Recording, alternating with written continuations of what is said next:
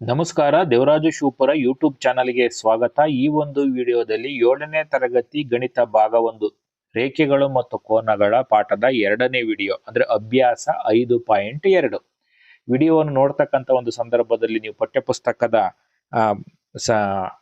5.2 ಅಭ್ಯಾಸವನ್ನ open ಮಾಡಿ ಇಟ್ಕೋಬೇಕು. ಮುಂದಿನ ಪ್ರತಿಯೊಂದು ಹೇಳಿಕೆಯಲ್ಲಿ ಬಳಸಿರುವ ಗುಣವನ್ನು ಹೆಸರಿಸಿ. ಇಲ್ಲಿ ಕೊಟ್ಟಿರ್ತಕ್ಕಂಥ ಒಂದು ಚಿತ್ರ ಇದಾಗಿದೆ. ಸೊ ಇದಕ್ಕೆ ಆಧಾರವಾಗಿಟ್ಟುಕೊಂಡು ತಾವು ಗಮನಿಸ್ತಾ ಇದ್ದೀರಿ, ಎ ಪ್ಯಾರಲಲ್ ಟು ಬಿ ಅಂದ್ರೆ ಎ ಮತ್ತು ಬಿ ಈ ರೇಖೆಗಳು ಏನಿದಾವೆ ಇವು ಸಮಾಂತರ ರೇಖೆಗಳಾಗಿದ್ದಾವೆ. ಎ ಪ್ಯಾರಲಲ್ ಟು ಬಿ ಅಂದ್ರೆ ಎ ಮತ್ತು ಬಿ ರೇಖೆಗಳ ಸಮಾನಾಂತರವಾಗಿದ್ದಾಗ ಕೋನ 1 ಇಸ್ ಈಕ್ವಲ್ ಟು ಕೋನ 5, ಕೋನ 1 ಇಸ್ ಈಕ್ವಲ್ ಟು ಕೋನ 5 ಆಗುತ್ತದೆ. ಅಂದ್ರೆ ಯಾಕೆ ಇದು ಕೋನ 1 ಇಸ್ ಈಕ್ವಲ್ ಟು ಕೋನ 5 ಆಗುತ್ತದೆ ಅಂತ ಹೇಳಿ ನಾವು ಹೇಳ್ಬೇಕಾಗತ್ತೆ. ಏಕೆಂದ್ರೆ ಯಾವುದೇ ಎರಡು ಸಮಾನಾಂತರ ರೇಖೆಗಳನ್ನ ಒಂದು ಛೇದಕ ರೇಖೆಯು ಛೇದಿಸಿದಾಗ ತಾವು ಗಮನಿಸಬೇಕು, ಇವೆರಡೂ ಕೂಡ ಎ ಮತ್ತು ಬಿ ಸಮಾನಾಂತರ ರೇಖೆಗಳಾಗಿವೆ. ಈ ಒಂದು ರೇಖೆ ಛೇದಿಸಿದ, ಇದನ್ನು ಛೇದಕ ರೇಖೆ ಅಂತೇಳಿ ಕರಿತೀವಿ. ಆ ಛೇದಿಸಿದಾಗ ಉಂಟಾಗುವ ಅನುರೂಪ ಕೋನಗಳು 1, 5 ಅನುರೂಪ ಕೋನ, 2, 6 ಅನುರೂಪ ಕೋನಗಳು, ಅದೇ ರೀತಿ 4 ಮತ್ತು 7, 3 ಮತ್ತು 8 ಇವುಗಳನ್ನ ಅನುರೂಪ ಕೋನಗಳು ಅಂತ ಕರಿತೀವಿ. ಅನುರೂಪ ಕೋನಗಳು ಯಾವಾಗಲೂ ಕೂಡ ಸಮನಾಗಿರುತ್ತವೆ. ನೋಡಿ, ಬಳಸಿದ ಗುಣ ಅನುರೂಪ ಕೋನಗಳ ಗುಣ. ಅದಕ್ಕೆ ಸಂಬಂಧಪಟ್ಟಂತ ವಿವರಣೆ ಏನಂದ್ರೆ, ಎರಡು ಸಮಾಂತರ ರೇಖೆಗಳನ್ನು ಒಂದು ಛೇದಕವು ಛೇದಿಸಿದಾಗ, ಕತ್ತರಿಸಿದಾಗ ಅಂದ್ರೆ ಛೇದಿಸಿದಾಗ ಉಂಟಾಗುವ ಅನುರೂಪ ಕೋನಗಳು ಯಾವಾಗಲೂ ಸಮನಾಗಿರುತ್ತವೆ. ಇಲ್ಲಿ ಕೋನ 1 ಮತ್ತು ಕೋನ 5 ಅನುರೂಪ ಕೋನಗಳಾಗಿವೆ. ಈಗ ಎರಡನೇದು ಏನು ಕೇಳ್ತಾನೆ, ಕೋನ 4 ಇಸ್ ಈಕ್ವಲ್ ಟು ಕೋನ 6 ಅಂದ್ರೆ ಕೋನ 4 ಮತ್ತು ಕೋನ 6 ಸಮವಾಗಿದ್ದಾವೆ ಮತ್ತೆ ಎ ಮತ್ತು ಬಿ ಸಮಾನಾಂತರ ರೇಖೆಗಳಾಗಿದೆ ಅಂತ. ಕೋನ 4 ಮತ್ತು 6 ಇಲ್ಲಿದೆ. ಕೋನ ಈ ಕೋನ 4 ಮತ್ತು 6 ಸಮನಾಗಿದೆ ಅಂತ ಹೇಳ್ತಾನೆ. ಯಾಕೆ ನೋಡ್ತಾ ಹೋಗೋಣ. ನೋಡಿ, ಬಳಸಿದ ಗುಣ ಪರ್ಯಾಯ ಆಂತರಿಕ ಕೋನಗಳ ಗುಣ. ಪರ್ಯಾಯ ಆಂತರಿಕ ಕೋನಗಳ ಗುಣ ವಿವರಣೆ. ಒಂದು ಛೇದಕವು ಎರಡು ರೇಖೆಗಳನ್ನು ಕತ್ತರಿಸಿದಾಗ ಅಥವಾ ಛೇದಿಸಿದಾಗ ಪರ್ಯಾಯ ಆಂತರಿಕ ಕೋನಗಳು ಸಮವಾಗಿರುತ್ತವೆ. ಆ ಎರಡು ರೇಖೆಗಳು ಸಮಾಂತರವಾಗಿರುತ್ತವೆ.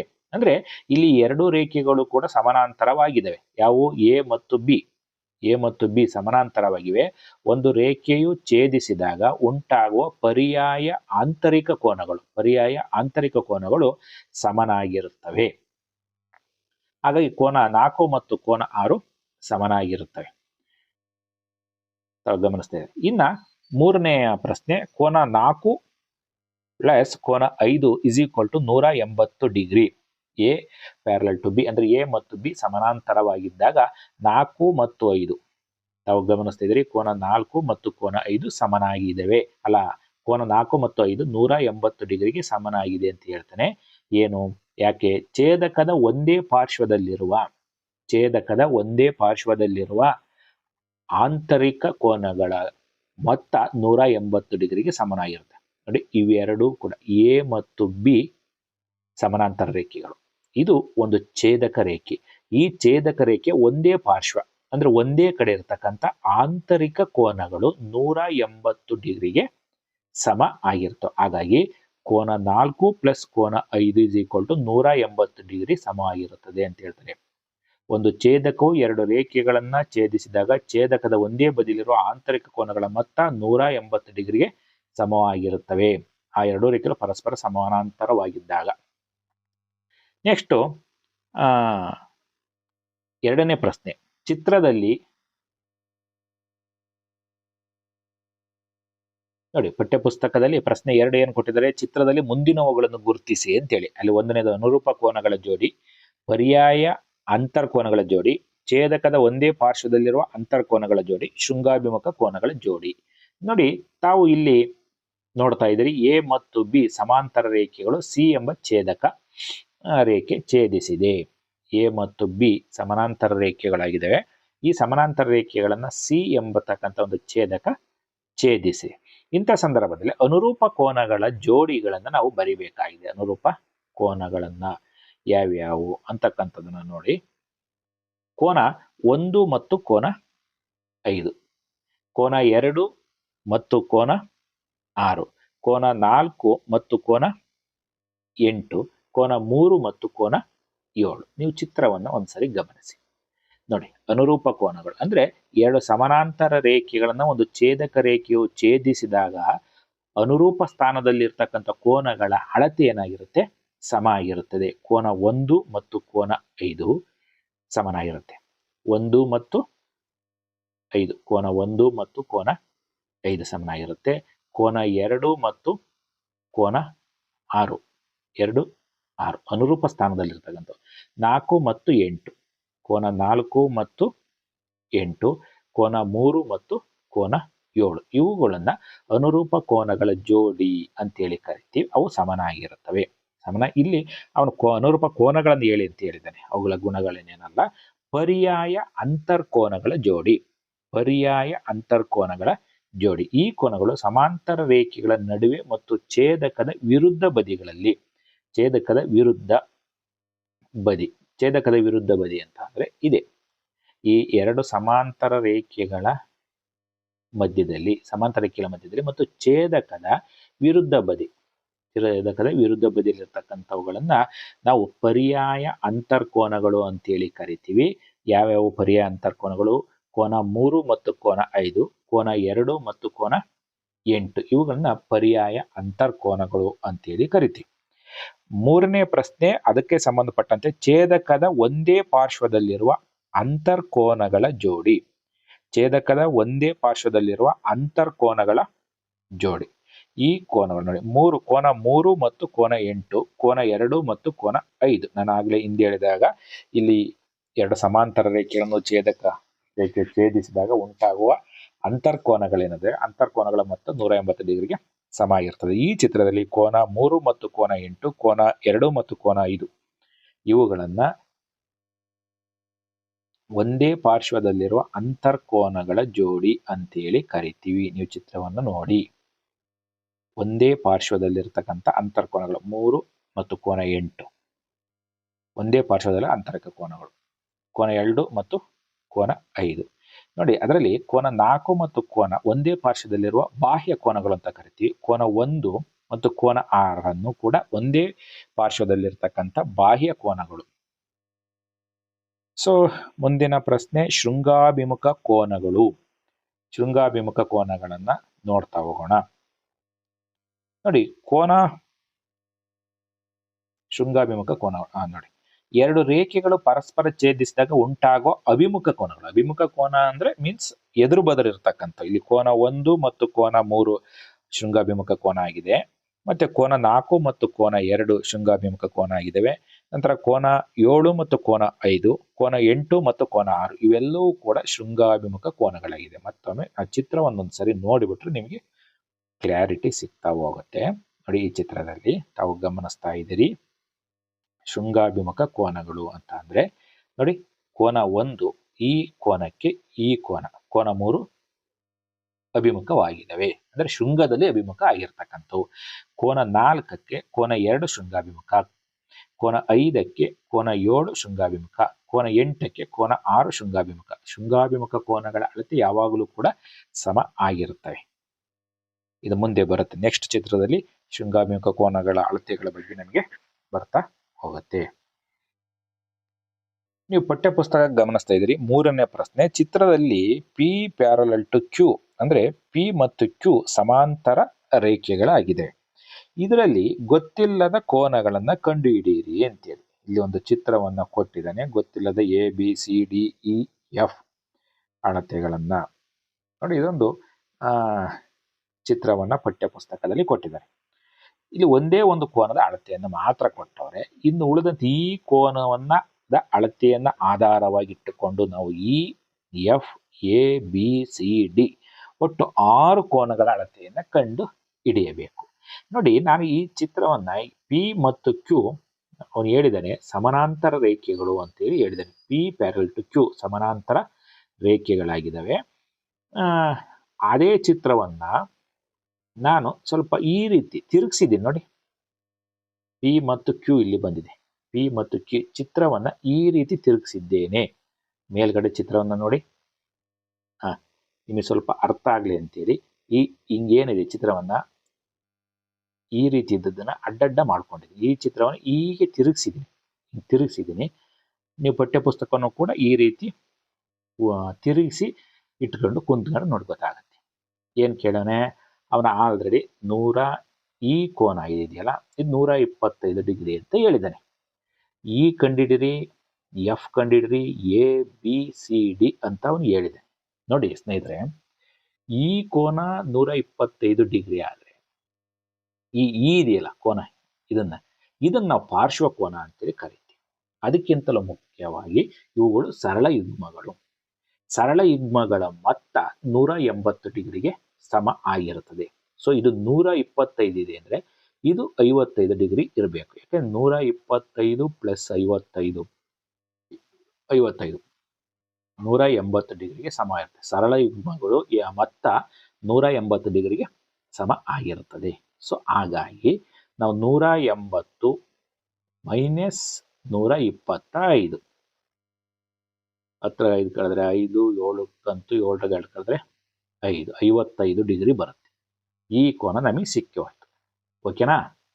ಇದು ಸಿಕ್ಕಿದ ನಂತರದಲ್ಲಿ ನಮಗೆ ಗೊತ್ತಿದೆ ಇದು 55 ಡಿಗ್ರಿ ಆಗಿದೆ. ನೋಡಿ, ಈ ಕೋನ ಶೃಂಗಾಭಿಮುಖ ಕೋನ. ಶೃಂಗಾಭಿಮುಖ ಕೋನಗಳು ಯಾವಾಗಲೂ ಕೂಡ ಸಮ ಆಗಿರುತ್ತೆ. ಹಾಗಾಗಿ ಇದು ಕೂಡ 55 ಡಿಗ್ರಿ. ಇದು ಶೃಂಗಾಭಿಮುಖ ಕೋನ. ಸೊ ಇದು 125 ಐತೆ ಅಂದ್ಮೇಲೆ ಇದು 125 ಡಿಗ್ರಿ ಆಯ್ತು. ಕ್ಲಿಯರಾ?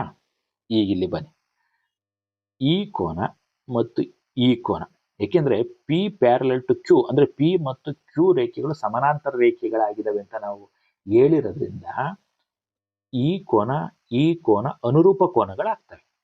ಅನುರೂಪ ಕೋನಗಳ ಅಳತೆ ಯಾವಾಗಲೂ ಕೂಡ ಸಮ ಆಗಿರುತ್ತದೆ ಯಾವಾಗ ಪಿ ಸಮಾನಾಂತರ ರೇಖೆಗಳನ್ನು ಛೇದಿಸಿದಾಗ. ಸೊ ಇದು 55 ಡಿಗ್ರಿ ಇದೆ ಅಂದಮೇಲೆ ಇದು 55 ಡಿಗ್ರಿ. ನೋಡಿ, ಸಿಂಪಲ್. ಇದು 55 ಡಿಗ್ರಿ ಐತೆ ಅಂದಮೇಲೆ ಶೃಂಗಾಭಿಮುಖ ಕೋನ ಇದು ಕೂಡ 55 ಡಿಗ್ರಿ. ಓಕೆನಾ? ಆಯ್ತು. ಈಗ ನೋಡಿ, ಈ ಕೋನಕ್ಕೆ ಈ ಕೋನ ಅನುರೂಪ ಕೋನ. ಸೊ ಇದು 125 ಡಿಗ್ರಿ ಇದೆ ಅಂದಮೇಲೆ ಇದು ಕೂಡ 125 ಡಿಗ್ರಿ. ಇದು ಡಿ 125 ಡಿಗ್ರಿ ಇದ್ಮೇಲೆ ಬಿ 125. ಯಾಕೆ? ಶೃಂಗಾಭಿಮುಖ ಕೋನ 120 ಡಿಗ್ರಿ ಆಗುತ್ತೆ. ಅದರ ಜೊತೆಗೆ ನೋಡಿ, ಛೇದಕ ರೇಖೆಯ ಒಂದೇ ಬದಿಯಲ್ಲಿರುವ ಅಂತರ್ ಕೋನಗಳ ಮೊತ್ತ 180 ಡಿಗ್ರಿ ಅಂತ ಹೇಳಿದ್ದೆ. ನೀವು 125 ಮತ್ತು 55 ಬೇಕಾದ್ರೆ ಕೂಡಿ 180 ಬರುತ್ತೆ ನೋಡಿ. ಬರಬೇಕು, ಆದ್ರೆ ಮಾತ್ರ ಸರಿ, ಇಲ್ಲ ಅಂದ್ರೆ ತಪ್ಪು. ಸೊ 180 ಡಿಗ್ರಿ ಇವೆರಡು ಕೂಡಿದಾಗ 180 ಡಿಗ್ರಿ ಬಂತು. ಇವೆರಡನ್ನು ಕೂಡಿದಾಗ 180 ಡಿಗ್ರಿ ಬಂತು. ಸರಿ ಆಗುತ್ತು. ಸಿಂಪಲ್. ಈ ರೀತಿ ಬಂದಾಗ ನೋಡಿ, 4-5 ಇಲ್ಲಿ ಶೃಂಗಾಭಿಮುಖ ಕೋನಗಳು ಬರ್ತವೆ, ಆಮೇಲೆ ಅನುರೂಪ ಕೋನಗಳು ಬರ್ತವೆ, ಪಾರ್ಶ್ವ ಒಂದೇ ಛೇದಕ ರೇಖೆ ಒಂದೇ ಪಾರ್ಶ್ವದಲ್ಲಿರ್ತಕ್ಕಂಥ ಅಂತರ್ ಕೋನಗಳ ಮೊತ್ತ ಸಮ ಇರುತ್ತೆ ಅಂತ ಹೇಳಿ ಬರುತ್ತೆ. ಇವೆಲ್ಲವೂ ಕೂಡ ಯಾವಾಗ ಪಿ ಮತ್ತು ಕ್ಯೂ ಸಮಾನಾಂತರ ರೇಖೆಗಳಾಗಿದ್ದಾಗ. ಎಲ್ಲಾ ಸಂದರ್ಭದಲ್ಲಿಯೂ ಕೂಡ ಈಗ ನಾವು ಇದನ್ನ ಅನುರೂಪ ಕೋನ ಅಂತ ಅನ್ಬೋದು. ಆದ್ರೆ ಅನುರೂಪ ಕೋನಗಳು ಅಳತೆ ಯಾವಾಗ ಸಮನಾಗಿರುತ್ತೆ? ಈ ರೇಖೆಗಳು ಸಮಾನಾಂತರವಾಗಿದ್ದಾಗ. ಈಗ ಒಂದು ಹಿಂಗಿದ್ದು ಒಂದು ಹಿಂಗಿದ್ದು ಈಗಲೂ ಕೂಡ ಛೇದಕ ರೇಖೆ ಛೇದಿಸಿದೆ ಅನ್ಬೋದು. ನೋಡಿ, ಫಾರ್ ಎಕ್ಸಾಂಪಲ್ ಇದೊಂದು ರೇಖೆ ಹಿಂಗೈತಾ, ಹಿಂಗಿದೆ, ಈಗಲೂ ಕೂಡ ಛೇದಕ ರೇಖೆ ಛೇದಿಸಿದೆ. ಇದನ್ನ ಅನುರೂಪ ಕೋನ ಅಂತ ಅನ್ಬೋದು. ಆದ್ರೆ ಈ ಸಂದರ್ಭದಲ್ಲಿ ಅಳತೆಗಳು ಸಮ ಇರಲ್ಲ. ಯಾವಾಗ ಈ ಎರಡು ರೇಖೆಗಳು ಸಮಾನಾಂತರವಾಗಿದ್ದಾಗ ಅಳತೆಗಳು ಸಮ ಆಗಿರುತ್ತೆ. ಹಾಗಾಗಿ ಇದೊಂದರ ಅಳತೆಯ ಮೇಲೆ ನಾವು ಎಲ್ಲ ಅಳತೆಗಳನ್ನು ನಾವು ಕಂಡುಹಿಡಿತೀವಿ. ಸೊ 3 ಆಯ್ತು. ಈಗ 4ನೇ ಪ್ರಶ್ನೆಗೆ ಬರೋಣ. ನೋಡಿ, ಈ ಚಿತ್ರಗಳಲ್ಲಿ ಎಲ್ ಪ್ಯಾರಲಲ್ ಟು ಎಂ ಎರಡು ಚಿತ್ರಗಳನ್ನ ಕೊಟ್ಟವನು. ಎಲ್ ಪ್ಯಾರಲಲ್ ಟು ಎಂ ಆಗಿದ್ದಾಗ ಎಕ್ಸ್ ನ ಬೆಲೆಯನ್ನು ಕಂಡುಹಿಡಿಯಿರಿ. ಮೊದಲನೇ ಚಿತ್ರ ನೋಡು, L parallel to M. Simple. ಈ ಎರಡು ರೇಖೆಗಳು ಸಮಾನಾಂತರ ರೇಖೆಗಳು. ಒಂದು ಟಿ ರೇಖೆ ಛೇದಕ ರೇಖೆ ಛೇದಿಸಿದೆ. ಇದನ್ನ 110 ಡಿಗ್ರಿ ಕೊಟ್ಟವನೆ. ಎಕ್ಸ್ ಈ ಬೆಲೆಯನ್ನು ಕಂಡುಹಿಡಿಯಿರಿ ಅಂತ ಹೇಳ್ತಾನೆ. ನೋಡೋಣ. ಇಲ್ಲಿ ಎಲ್ ಮತ್ತು ಎಂ ಸಮಾಂತರ ರೇಖೆಗಳನ್ನು ಟಿ ಛೇದಕವು ಛೇದಿಸುತ್ತದೆ. 110 ಡಿಗ್ರಿ ಕೋನ ಮತ್ತು ಎಕ್ಸ್ ಕೋನಗಳು ಛೇದಕದ ಒಂದೇ ಬದಿಯಲ್ಲಿರುವ ಏಕಾಂತರ ಕೋನಗಳಾಗಿವೆ. ನೋಡಿ, ಇದನ್ನ ಸಿಂಪಲ್ ಆಗಿ ನಾನು ಎಕ್ಸ್ಪ್ಲೇನ್ ಮಾಡ್ತೀನಿ. ಇವೆರಡು, ಈ ಕೋನ ಮತ್ತು ಈ ಕೋನ ಕೂಡ ಪಾರ್ಶ್ವ ಕೋನಗಳಾಗಿರ್ತವೆ ಮತ್ತು ಸರಳ ಯುಗ್ಮಗಳಾಗಿರ್ತವೆ. ನಾನು ಹಿಂದಿನ ಚಿತ್ರದಲ್ಲಿ ಹೇಳಿದ ರೀತಿಯಲ್ಲಿ ಇದು ಕೂಡ ಇದು ಪಾರ್ಶ್ವ ಕೋನಗಳು ಜೊತೆಗೆ ಸರಳ ಯುಗ್ಮಗಳಾಗಿದ್ದಾವೆ. ಏಕೆಂದ್ರೆ ಎರಡು ಸಮಾಂತರ ರೇಖೆ. ಸೊ ಸರಳ ಯುಗ್ಮಗಳಾದಾಗ ಇದು 110 ಡಿಗ್ರಿ ಇದ್ರೆ ಇದು ಎಷ್ಟಿರುತ್ತೆ? 70 ಡಿಗ್ರಿ. ಯಾಕಂದ್ರೆ ಇವೆರಡನ್ನು ಕೂಡಿದ್ರೆ 180 ಡಿಗ್ರಿ ಬರಬೇಕು. ಸೊ ಈ ಕೋನ ಅನುರೂಪ ಕೋನಗಳಾಗಿದೆ. ಇದು 70 ಡಿಗ್ರಿ ಇದ್ಮೇಲೆ ಇದು ಕೂಡ 70 ಡಿಗ್ರಿ. ಅಂದ್ರೆ ಎಕ್ಸ್ ನ ಬೆಲೆ 70 ಡಿಗ್ರಿ ಆಗಿರುತ್ತದೆ. ನೆಕ್ಸ್ಟ್ ಅದೇ ಚಿತ್ರ, ಎರಡನೇ ಚಿತ್ರ. ಎಲ್ ಮತ್ತು ಎಂ ಸಮಾನಾಂತರ ರೇಖೆಗಳಾಗಿದ್ದಾವೆ. ಇಲ್ಲಿ ಎ ಎಂಬತಕ್ಕಂಥ ಒಂದು ರೇಖೆ ಛೇದಿಸಿದೆ ಅಂತ ತಿಳ್ಕೊಳ್ಳಿ. ಆಗ ನೋಡಿ, ಇವೆರಡು ಸಮಾನಾಂತರ ರೇಖೆಗಳು, ಈ ರೇಖೆ ಛೇದಿಸಿದೆ ಅಂದಾಗ ಈ ಕೋನಕ್ಕೆ ಈ ಕೋನ ಅನುರೂಪ ಕೋನ ಆಗುತ್ತೆ. ಸೊ ಅನುರೂಪ ಕೋನಗಳು ಯಾವಾಗಲೂ ಕೂಡ ಅಳತೆ ಸಮ ಆಗಿರುತ್ತೆ. So x is equal to 100 degree ಆಗಿದೆ. X is equal to 100 degree. ನೋಡಿ ಚಿತ್ರವನ್ನು ಒಂದ್ಸರಿ ತಾವು ಗಮನಿಸಿ. ಇಲ್ಲಿ ಕೊಟ್ಟಿದೆ ನೋಡಿ, ಕೋನಗಳ ಬಾಹುಳ ಸಮಾಂತರವಾಗಿ, ಅಂದರೆ ರೇಖೆ ಎ ಬಿಯು ರೇಖೆ ಡಿ ಗೆ ಸಮಾಂತರವಾಗಿದೆ. ಎ ಬಿ ಮತ್ತು ಡಿ, ನೀವು ಚಿತ್ರವನ್ನು ಗಮನಿಸಿ. ಅದೇ ರೀತಿ ರೇಖೆ ಬಿ ಸಿ ರೇಖೆಯು ಇ ಎಫ್ ರೇಖೆಗೆ ಸಮಾಂತರವಾಗಿದೆ. ನೋಡಿ ಸಿಂಪಲ್ ಇಷ್ಟೇನೆ. ರೇಖೆ ಎ ಬಿ, ಇದನ್ನು ಒಂಚೂರು ವೃದ್ಧಿಸಿ, ಇದನ್ನು ಕೂಡ ವೃದ್ಧಿಸಿ. ಈಗ ರೇಖೆ ಎ ಬಿ ಮತ್ತು ಇ ಡಿ ರೇಖೆಗಳು ಸಮಾನಾಂತರ ರೇಖೆಗಳಾಗಿವೆ. ಈ ರೇಖೆಯನ್ನು ವೃದ್ಧಿಸಿದಾಗ ಇದು ಒಂದು ಛೇದಕ ರೇಖೆ ಆಗುತ್ತೆ. ಇದು ಛೇದಕ ರೇಖೆ ಆಗುತ್ತೆ. ಆಗ ನೋಡಿ, ಇದು ಮತ್ತು ಇದು ಅನುರೂಪ ಕೋನಗಳಾಗ್ತವೆ. ಅವನೇನ್ ಕೇಳೇನೆ, ಕೋನ ಡಿ ಜಿ ಸಿ. ನೀವೇನ್ ಮಾಡ್ಬೇಕಪ್ಪ ಅಂತಂದ್ರೆ ಇದನ್ನ ವೃದ್ಧಿಸ್ಕೋಬೇಕು ಸ್ವಲ್ಪ, ಹಿಂಗೆ ರೇಖೆಗಳನ್ನ ವೃದ್ಧಿಸ್ಕೊಂಡ್ರೆ ಈ ರೀತಿ ಇದು ಹಿಂಗಾಗತ್ತೆ.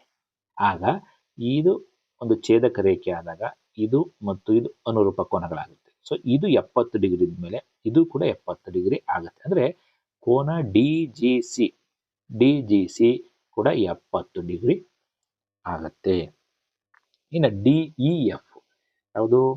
D E F. ಈ ಡಿ ಇ ಎಫ್ ಕೂಡ ಅಷ್ಟೇನೆ. ನೋಡಿ, ಈಗ ಬಿ ಸಿ ರೇಖೆ, ಇ ಎಫ್ ರೇಖೆ ಇವೆರಡನ್ನು ಕೂಡ ಛೇದಿಸಿ. ಇದೊಂದು, ಈಗ ಈ ರೇಖೆ ಛೇದಕ ರೇಖೆ ಆಗಿದೆ. ಇವೆರಡು ಸಮಾನಾಂತರ ರೇಖೆಗಳು, ಈ ರೇಖೆ ಛೇದಕ ರೇಖೆ ಆಗಿದೆ. ಈಗ ನಾನು ಡಿ ಜಿ ಸಿ 70 ಡಿಗ್ರಿ ಅಂತ ಹೇಳಿದ್ದೀನಿ. ಡಿ ಜಿ ಸಿ 70 ಡಿಗ್ರಿ ಆದ್ಮೇಲೆ ಡಿ ಇ ಎಫ್ ಇದು ಮತ್ತೆ ಇದು ಅನುರೂಪ ಕೋನಗಳು. ನೋಡಿ, ಇದು ಮತ್ತು ಇದು ಅನುರೂಪ ಕೋನಗಳು. ಇದು 70 ಡಿಗ್ರಿ ಅಂದ್ಮೇಲೆ ಇದು 70 ಡಿಗ್ರಿ ಆಗಿರುತ್ತೆ. ಅನುರೂಪ ಕೋನ ಇದು 70 ಡಿಗ್ರಿ ಆದ್ಮೇಲೆ ಇದು ಕೂಡ 70 ಡಿಗ್ರಿ ಆಗಿರುತ್ತದೆ. ನೀವು ವಿವರಣೆಯನ್ನು ಬೇಕಾದ್ರೆ ಗಮನಿಸಬಹುದು. ರೇಖೆ ಎ ಬಿ ಯು ರೇಖೆ ಡಿ ಗೆ ಸಮಾಂತರವಾಗಿದೆ. A B parallel to D. ರೇಖೆ ಬಿ ಸಿ ಯು ರೇಖೆ ಇ ಎಫ್ ಗೆ ಸಮಾಂತರವಾಗಿದೆ. ಹಾಗಾಗಿ ಕೋನ ಎ ಬಿ ಸಿ 70 ಡಿಗ್ರಿ ಆದರೆ ಕೋನ ಡಿ ಜಿ ಸಿ ಮೊದಲಿಗೆ ಸಮಾಂತರ ರೇಖೆಗಳಾದ ಎ ಬಿ ಮತ್ತು ಡಿ ಯನ್ನು ಗಮನಿಸಿ. ರೇಖೆ ಬಿ ಸಿಯು ಈ ಎರಡು ಸಮಾಂತರ ರೇಖೆಯನ್ನು ಛೇದಿಸುವ ರೇಖೆ ಆಗಿದೆ. ಸಮಾಂತರ ರೇಖೆಯ ಒಂದು ಛೇದಿಸಿದಾಗ ಉಂಟಾಗುವ ಅನುರೂಪ ಕೋನಗಳೇನಾಗಿರ್ತವೆ? ಸಮನಾಗಿರುತ್ತವೆ.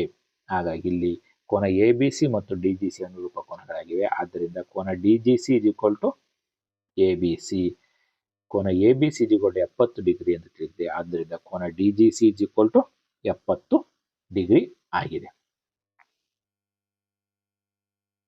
ಕೋನ ಡಿ ಇ ಎಫ್ ಕಂಡುಹಿಡಿಯುವುದು. ಈಗ ಸಮಾಂತರ ರೇಖೆಗಳಾದ ಬಿ ಸಿ ಮತ್ತು ಇ ಎಫ್, ನಾನಲ್ಲಿ ಹೇಳಿದ್ದನ್ನೇ ಸ್ವಲ್ಪ ವಿವರಣೆಯನ್ನು ನೀಡುತ್ತೇನೆ. ರೇಖೆ ಡಿ ಯು ಎರಡು ಸಮಾನಾಂತರ ರೇಖೆಯನ್ನು ಛೇದಿಸುವ ರೇಖೆಯಾಗಿದೆ. ಇಲ್ಲಿಯೂ ಕೂಡ ಕೋನ ಡಿ ಜಿ ಸಿ ಮತ್ತು ಕೋನ ಡಿ ಇ ಎಫ್ ಅನುರೂಪ ಕೋನಗಳಾಗಿವೆ. ಅನುರೂಪ ಕೋನಗಳು ಸಮವಾಗಿರುವುದರಿಂದ ಕೋನ ಡಿ ಇ ಎಫ್ ಮತ್ತು ಇಸ್ ಈಕ್ವಲ್ ಟು ಕೋನ ಡಿ ಜಿ ಸಿ. ಇಲ್ಲಿ ನಾವು ಈಗಾಗಲೇ ಕೋನ ಡಿ ಜಿ ಸಿ 70 ಡಿಗ್ರಿ ಅಂತ ಕಂಡುಹಿಡಿದಿರೋದ್ರಿಂದ ಕೋನ D E F is also 70 degree. ಉತ್ತರಗಳು ಕೋನ ಡಿ ಜಿ ಸಿ ಮತ್ತು ಕೋನ ಡಿ ಇ ಎಫ್ ಎರಡೂ ಕೂಡ 70 ಡಿಗ್ರಿಗೆ ಸಮ ಆಗಿರುತ್ತೆ. ಆದ್ಮೇಲೆ ಇದಿಷ್ಟು ರೇಖೆಗಳು ಮತ್ತು ಕೋನಗಳಿಗೆ ಸಂಬಂಧಪಟ್ಟಂತೆ ಅಭ್ಯಾಸ 5.2ರಲ್ಲಿನ ಎಲ್ಲ ಪ್ರಶ್ನೆಗಳ ಒಂದು ವಿವರಣಾತ್ಮಕ ವಿಶ್ಲೇಷಣೆ ಆಗಿದೆ. ಇದೇ ರೀತಿ ನಾವು ಎಲ್ಲ ವಿಷಯಗಳ ಅಭ್ಯಾಸದ ಲೆಕ್ಕಗಳನ್ನ ಸಂಬಂಧಪಟ್ಟಂತೆ ಒಂದು ವಿಡಿಯೋ ವಿಶ್ಲೇಷಣೆಯನ್ನ ನಾನು ಮಾಡ್ತಾ ಇದ್ದೀನಿ. ಹಾಗಾಗಿ ನೀವು ಇದುವರೆಗೂ ಕೂಡ ದೇವರಾಜ ಶಿವಪುರ ಯೂಟ್ಯೂಬ್ ಚಾನಲ್ಗೆ ಸಬ್ಸ್ಕ್ರೈಬ್ ಆಗಿಲ್ಲ ಅಂದರೆ ಸಬ್ಸ್ಕ್ರೈಬ್ ಆಗಿ, ವಿಡಿಯೋವನ್ನು ಲೈಕ್ ಮಾಡಿ ಮತ್ತು ನಿಮ್ಮ ಸ್ನೇಹಿತರಿಗೆ ಮತ್ತು ವಿದ್ಯಾರ್ಥಿಗಳಿಗೆ ಇದರ ಲಿಂಕನ್ನು ಶೇರ್ ಮಾಡಿ.